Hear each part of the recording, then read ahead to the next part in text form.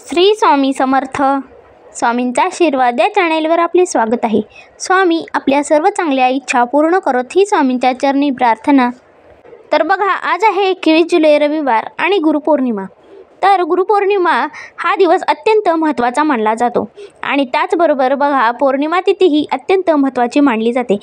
तसेच बघा, पौर्णिमा तिथी ही माता लक्ष्मीला समर्पित असते आणि या पौर्णिमा तिथीला माता लक्ष्मीला प्रसन्न करण्यासाठी विविध उपाय आणि सेवा केले जातात.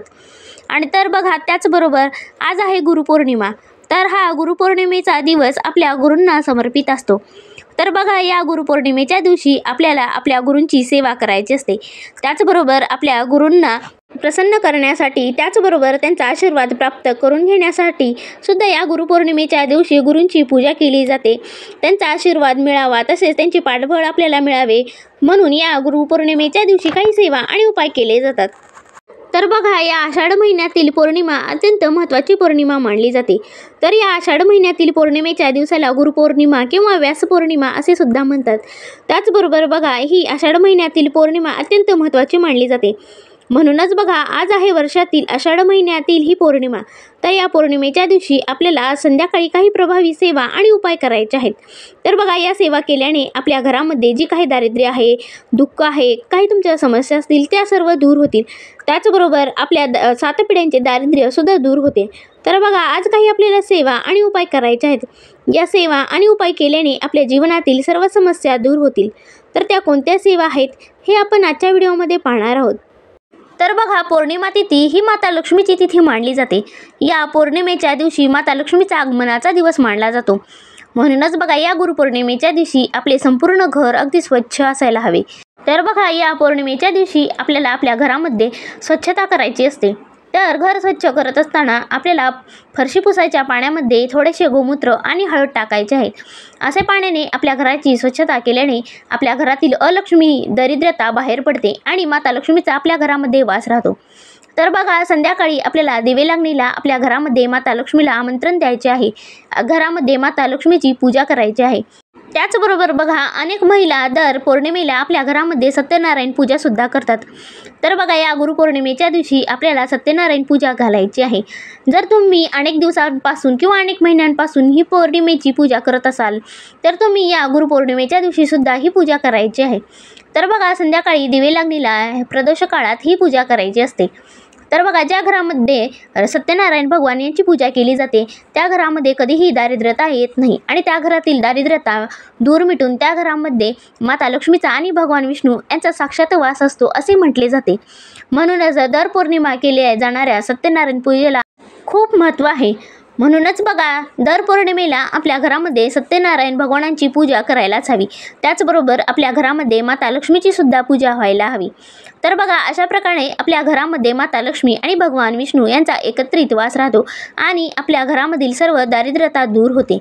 तर बघा, या पौर्णिमेच्या दिवशी माता लक्ष्मी आपल्या घरामध्ये वास करावी, आपल्या घरामध्ये तिचा निरंतर वास राहावा, यासाठी सुद्धा आपल्याला दर पौर्णिमेला चंद्राची सुद्धा पूजा करायला हवी. तसेच बघा, या पौर्णिमेच्या दिवशी चंद्राला खूप महत्त्व आहे.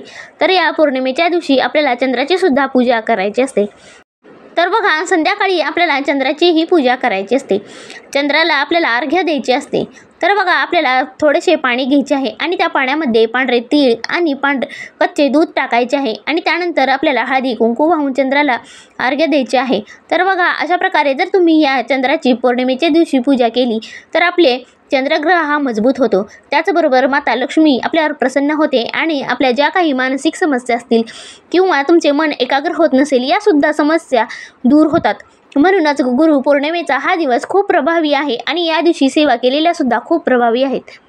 म्हणूनच बघा, या पौर्णिमेच्या दिवशी आपल्याला आपल्या घराच्या उंबरठ्याला हळदीचे लेपन करायचे आहे.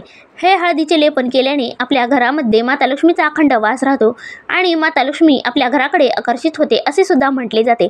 कारण बघा, हळदीचे लेपन केल्याने आपल्या घरातील दारिद्र्यता, नकारात्मक शक्ती बाहेर पडते आणि आपल्या घरामध्ये माता लक्ष्मीचा अखंड वास राहतो असे म्हटले जाते.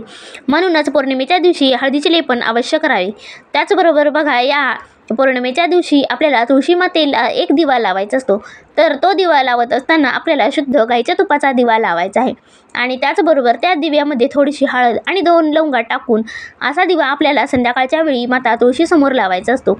असा दिवा लावल्याने माता लक्ष्मी आपल्यावर प्रसन्न राहते आणि आपल्या घरामध्ये तिचा वास अखंड राहतो. त्याचबरोबर बघा, या पौर्णिमेच्या दिवशी आपल्याला पिंपळाच्या झाडाखाली सुद्धा दिवा लावायचा असतो. कारण असे म्हटले जाते की या पिंपळाच्या झाडावर माता लक्ष्मी आणि भगवान विष्णू यांचा वास असतो. म्हणूनच आपल्याला दर पौर्णिमेला पिंपळाच्या झाडाखाली सुद्धा दिवा लावायला हवा. तर बघा, अशा प्रकारे काही सेवा आहेत. तर या गुरुपौर्णिमेच्या दिवशी जर आपण या सेवा केल्या तर नक्कीच आपल्या घरामध्ये माता लक्ष्मीचा अखंड वास राहतो. आपल्या घरातील सर्व दारिद्र्यता दूर होते आणि आपल्या घरामध्ये माता लक्ष्मी तसेच भगवान विष्णू यांचासुद्धा आपल्यावर कृपाशीर्वाद राहतो. तर बघा, आजची पौर्णिमा ही सर्वात मोठी पौर्णिमा मानली जाते. त्याचबरोबर बघा, ही आषाढ महिन्यातील पौर्णिमा असून तसेच गुरुपौर्णिमा देखील आहे. तर या गुरुपौर्णिमेच्या दिवशी आपल्याला जमेल तितक्या सेवा आणि उपाय करायचे असतात. तर बघा, हे सेवा आणि काही उपाय केल्याने आपल्या घरामधील सर्व दारिद्र्यता दूर होते. आपल्या घरामध्ये माता लक्ष्मीचा अखंड वास राहतो आणि आपल्या घरातील दारिद्र्यता दूर होते. तर बघा, नक्की या सेवा करून पहा. या सेवा केल्याने आपल्या 7 पिढ्यांचे दारिद्र्य दूर होते आणि हळूहळू आपल्या घरामध्ये चांगले दिवस येतात आणि माता लक्ष्मी आणि भगवान विष्णू यांचा आपल्यावर आशीर्वाद राहतो. तर बघा, या नक्की सेवा करून पहा.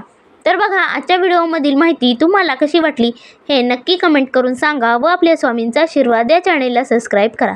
श्री स्वामी समर्थ.